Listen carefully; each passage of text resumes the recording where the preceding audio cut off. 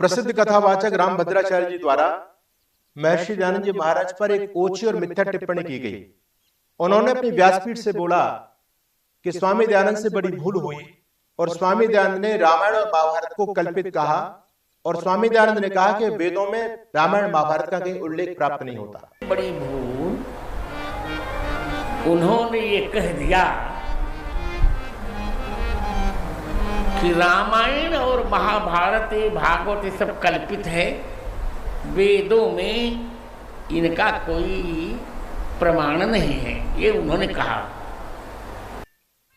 मानभाव मैं आपसे पूछना चाहता हूं कि वेद प्राचीन है या रामायण काल प्राचीन है? पहली बात, रामायण काल तो भी लाखों वर्षों का है, लेकिन वेद तो अपौरुषेय है। वेद का ज्ञान तो जब परमपिता परमात्मा ने सृष्टि का सृजन किया उस समय वेद का ज्ञान दिया, तो भगवान राम की चर्चा वेद में कैसे हो सकती है? और आप केवल राम शब्द को देख करके वेद में इतिहास ढूंढने का प्रयास करेंगे, तब तो बहुत सारे ऐसे शब्द वेद में आ गए, उन परंपराओं को मानने वाले लोग भी अपने अपने महापुरुषों के बारे में वो धारणाएं रख करके काम कर सकते हैं। ईसावास्यम इदं सर्वम मंत्र को लेकर के ईसा मसीह को मानने वाले भी कहते हैं कि वेद में ईसा मसीह का वर्णन है। तक्षुर्देव हितम वेद का मंत्र है, उसमें अदीना श्याम शरद सदम आगे संधि होकर के मदीना श्याम शरद सदम बनता है, वो कहते हैं वेद में मक्का मदीना का वर्णन है। कबीर जी को मानने वाले लोग कबीर मनीषी परिभू स्वयंभू, तो जब संधि हो जाती है तो कहते हैं वेद में कबीर जी का वर्णन है।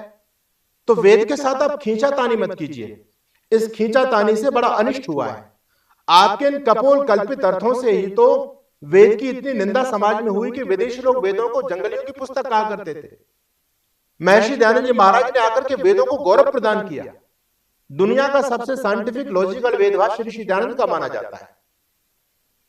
तो क्या मैं इस बात पर नहीं आना चाहता, वेद की बात नहीं करना चाहता, मैं तो ये कहना चाहता हूं कि आपने जो मिथ्या आरोप महर्षि दयानंद जी महाराज पर लगाया है कि स्वामी जी राम और कृष्ण को यानी रामायण और महाभारत को कल्पित मानते हैं, बिल्कुल मिथ्या आरोप। आपने कहां से पढ़ करके ऐसा बोला? आपको मैं चैलेंज देना चाहता हूं, आप सिद्ध करें। आप बड़े धर्मगुरु अपने आप को मानते हैं, आपके करोड़ों फॉलोवर हैं, यदि आप समाज को गलत मैसेज देंगे तो समाज में क्या उसका प्रभाव होगा? आपने तो आर्य समाज से लोगों को काटने का काम कर रहे हो आप तो। बल्कि आपको इस समय यह समझना चाहिए संकट के दौर में, इस वैचारिक युद्ध में, यदि हम सनातन धर्म की रक्षा कर सकते हैं तो हमारी विचारधारा दृढ़ होनी चाहिए, मजबूत होनी चाहिए, साइंटिफिक होनी चाहिए, और उस साइंटिफिक सनातन विचारधारा को समाज में रखने का काम महर्षि दयानंद जी महाराज ने किया। आर्य समाज अलग से कोई मतपंथ संप्रदाय का नाम नहीं है। आर्य समाज एक सुधारवादी आंदोलन का नाम है, जो सनातन धर्म में और हमारे महापुरुषों के बारे में, जो हमारे धर्म ग्रंथों में गलत बातें डाली गई थी, स्वामी दयानंद जी महाराज ने उन्हीं बातों का खंडन किया है। किसी सनातन वैदिक परंपरा का खंडन नहीं किया, बल्कि उन सभी का मंडन किया है। आप अपने आप को बहुत विद्वान मानते हैं, मैं आपका सम्मान करता हूं। अगर आपको अपनी योग्यता का आप दंभ भरते हैं तो हम आपसे डिबेट के लिए भी तैयार हैं, और आप दिखाएं कि आर्य समाज के प्रवर्तक महर्षि दयानंद जी महाराज ने रामायण महाभारत को कल्पित कहां माना है।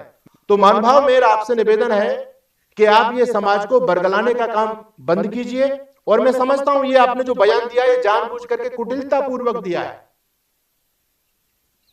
क्योंकि आज एक समय चल रहा है, जो विदेशी लोग हैं, जो विधर्मी, जो देश को तोड़ने वाली शक्तियां हैं, वो जानबूझ करके आर्य समाज से हिंदू समाज को दूर करना चाहती हैं। वो इस बात को जानती हैं कि अगर हिंदू समाज आर्य समाज के संपर्क में रहेगा तो हम इसका बालबांका नहीं कर पाएंगे, फिर देश में गजबा हिंद नहीं हो सकता, फिर इस देश में क्रिश्चियनिटी का हम प्रचार नहीं कर पाएंगे, क्योंकि स्वामी दयानंद के तर्कों का जवाब उनके पास में नहीं। आज भी मुल्ला मौलवी पादरी इस समय भगदड़ मची हुई है, तो ऋषि दयानंद के तर्कों के सामने सभी धराशायी हो जाते हैं।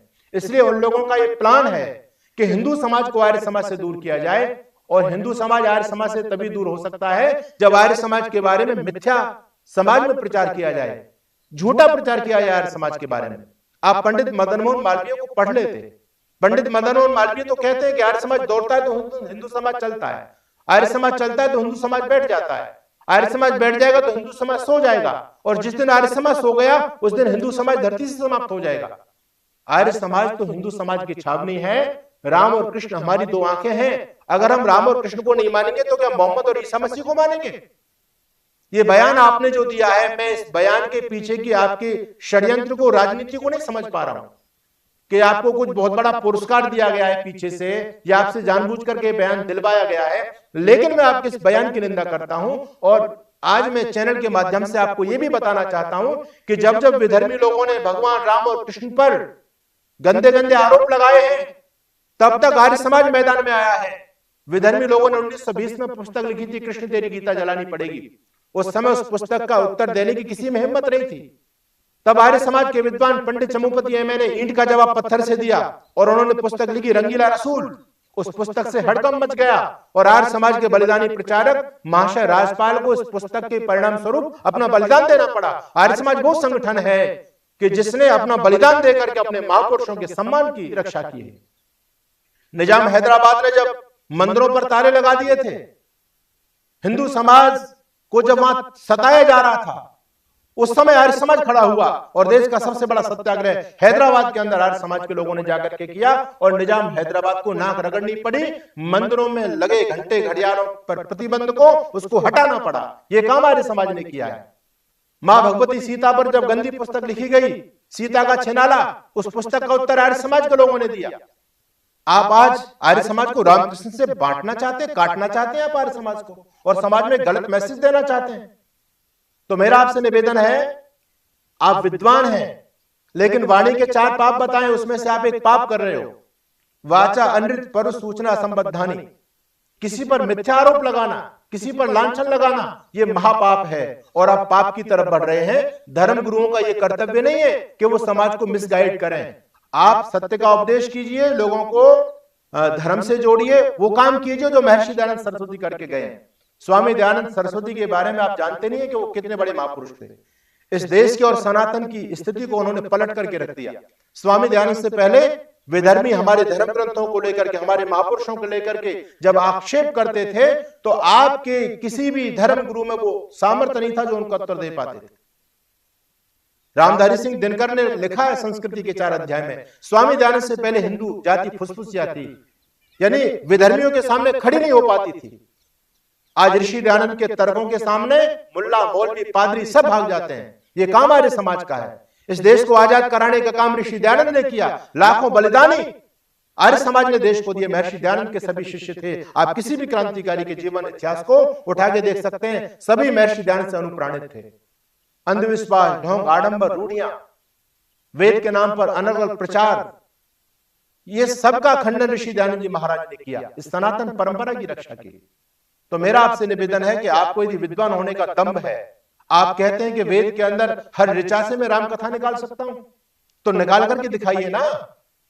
आपने जो ऋग्वेद का मंत्र प्रस्तुत किया, उसका महानुभाव जरा उसका परिचय भी तो दे दो। कौन से कांड के, कौन से अध्याय का कौन सा मंत्र है, या आपका अपना कपोल कल्पित मंत्र है वो? आप तो पाणिनि से भी आगे निकल गए। आपने तो पाणिनि जी को भी चैलेंज दे दिया कि अष्टाध्यायी के जो 14 प्रत्याहार सूत्र हैं उनमें राम कथा है। अरे निकाल के दिखाओ। अगर आप विद्वान हैं तो आप निकाल के दिखाओ। ऐसे तो कोई भी कह देता है। लोग हमने देखे मंचों पर कहते हैं अभी मेरे पास समय नहीं है, नहीं श्लोक की व्याख्या में मैं 7 दिन तक इसकी व्याख्या कर सकता हूं। अरे करो ना, तुम लोगों को क्यों पागल बना रहे हो? तुम इतने बड़े विद्वान हो तो अलग से कोई रामायण लिख करके दिखाओ। लिखो प्रत्याहार सूत्रों में कहां से रामायण आ गई। तो आप समाज को बरगलाने का काम मत कीजिए, मिसगाइड मत कीजिए। अब मैं जानता हूं कि आप पाखंड को बढ़ाने का काम कर रहे हैं। ऋषि दयानंद वो सुधारवादी आंदोलन के जनक है जिन्होंने सनातन परंपरा और देश की रक्षा की है। तो ये वैचारिक क्रांति का युग है। इस वैचारिक क्रांति में यदि हम सनातन धर्म की विजय पताका फहराना चाहते हैं दुनिया में, तो हमको ऋषि दयानंद के झंडे के नीचे जाना पड़ेगा। महानुभाव, आप उनमें कमियां ढूंढ रहे हैं। मैं अन्य भूलों की चर्चा नहीं करता, मैं तो एक भूल की चर्चा करता हूं। कौन सी भूल ऋषि दयानंद ने की? आप ऋषि दयानंद को समझ पाएंगे क्या? ऋषि दयानंद क्या है? जिस ऋषि दयानंद के सामने नास्तिक, मुल्ला, मौलवी, पादरी सभी निस्तेज हो गए। काशी नगरी को जिसने हिला के रख दिया, दुनिया में वेद धर्म का डंका जो बजाकर चले गए। आदि गुरु शंकराचार्य के बाद में जो शिथिलता सनातन धर्म में आई थी, उस शिथिलता को दूर करने का काम ऋषि दयानंद जी महाराज ने किया। आपने कितने विधर्मी लोगों को सनातन धर्म में दीक्षित कर दिया, आप मुझे बताइए। स्वामी दयानंद ने तो पहली शुद्धि की। इस देश की हर समस्या का समाधान ऋषि दयानंद लेकर के आए। तो उस महापुरुष पर कीचड़ उछालने का प्रयास मत कीजिए। आप वो कीचड़ उछाल रहे हो, वो गंदगी आपके ऊपर जा करके गिरेगी। हम आपका सम्मान करते हैं, बुजुर्ग हैं, आप अपनी मर्यादा में रहिए। और यदि आप अपनी योग्यता का दंभ भरते हैं तो फिर आप मैदान में आने के लिए भी हम तैयार हैं। आपसे बहुत बड़े बड़े विद्वान हमारे आर्य समाज के अंदर भी हैं और हमारे शंकराचार्यों के आसपास आप कहीं नहीं फटकते, लेकिन आपको अपनी योग्यता पर अहंकार है। यहां तो कहा गया कि जब वृक्षों पर फल लगते हैं तो वृक्ष झुकते हैं, आपके साथ उल्टा काम हो रहा है। तो इस अहंकार को कम कीजिए और जो गलत आप समाज में अफवाहें फैला रहे हैं, इन अफवाहों को बंद कीजिए। किसी षड्यंत्र का शिकार मत बनिए, मेरा आपसे इतना निवेदन है। अपने शब्दों को वापस लीजिए। और मैं आर्य समाज के सभी पदाधिकारियों से कहना चाहता हूं कि आप सभी वैधानिक तरीके से पत्र निकालिए जिस पर रामभद्राचार्य जी माफी मांगे कि मैंने जो बोला है गलत बोला है, आपने बहुत बड़ा पाप किया है कि आर्य समाज को रामकृष्ण से दूर करने का काम किया है और समाज में गलत मैसेज देने का काम किया है। हमारे जितने आर्य समाज के जो यूट्यूबर सोशल मीडिया पर काम करते हैं हमारे भाई बंधु, मैं उनसे भी कहना चाहता हूं कि जो जहर समाज में आर्य समाज के बारे में रामभद्राचार्य द्वारा घोला गया है या अन्य लोगों के द्वारा घोला जा रहा है, आप अपने सोशल मीडिया प्लेटफॉर्म पर आकर के इन्हीं सभी प्रश्नों का उत्तर दें। हालांकि एक बहुत बड़ा षड्यंत्र चल रहा है। आज गली गली में कुछ ऐसी छुटभैया जो हमको शास्त्रार्थ का चैलेंज देते फिर रहे हैं। अब हम इतना सामर्थ्य इनके साथ में कहां से लगाएं? अगर कोई प्रकांड विद्वान हो, जिसकी योग्यता हो, उसको जवाब दिया जाए। बहुत से लोग तो केवल अपनी प्रसिद्धि के लिए चैलेंज देते रहते हैं, लेकिन रामभद्राचार्य जी आप बड़े व्यक्ति हैं, आपके लाखों फॉलोवर हैं, आपका नाम है समाज में। यदि आप इस प्रकार से महर्षि दयानंद के बारे में गलत फहमी पैदा करेंगे तो हमको मैदान में आना पड़ेगा। आप अपने शब्दों को यथाशीघ्र वापस लीजिए।